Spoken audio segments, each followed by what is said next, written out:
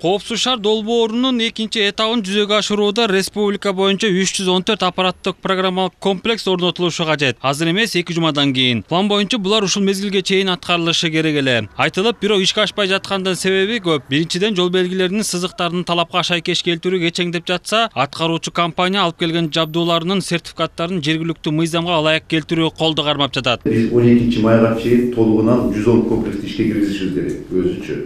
Biz ошо аткарганда 12 май деп белгиленген келишим боюнча 12 февралдан баштап 12 майга чейин бүт долбоор аткарылып бүтүш керек. 110 комплекстен коюп чыгыш керек.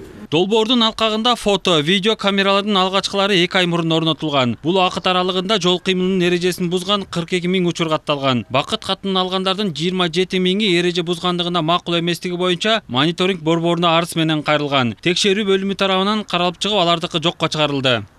По результатам работы вот этой Коопсуз шаар долбоорунун алкагында камералар каттаган 42 881 жол эреже бузууларынын ичинен 27 токтом жокко чыгарылды. Жарандар аныкталган жол эреже бузуулары боюнча макул эместигин билдирип, мониторинг борборуна арыз менен кайрыла алат. Ал жерде фактыларды текшерүү бөлүмү иштейт. Түзүлгөн комиссия аркылуу текшерүү жүрөт. Талаштуу учурлар айдоочулардын пайдасына чечилет. Нарушение не имело места быть.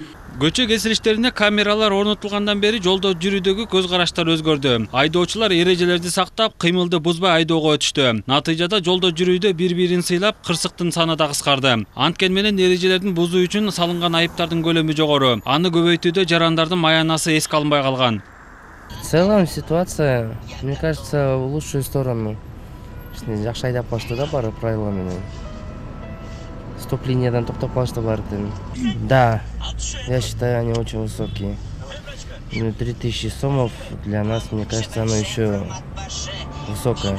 Бул жерде кандай десем, эч кандай жолдун эмесине влиять эткен жок, бирок жанагы штрафтары өтө эле көп да, штрафтарын ошо азайтса ошо жакшы болот. Бир өңүттөн караганда айдоочулар бардык жерлерде эрежени сактап атат деп айтуу кыйын. Камера орнотулган жерлерде тартип сактаса, калган жерлерде эски адаттарын карматып жатышат. Ошол эле учурда айыптарды төмөндөтүү туура эмес дегендер дагы жок эмес. Эгер азайса аз эле экен, төлөп коем деген түшүнүк пайда болуп, жол кырсыктары көбөйө берет дешүүдө.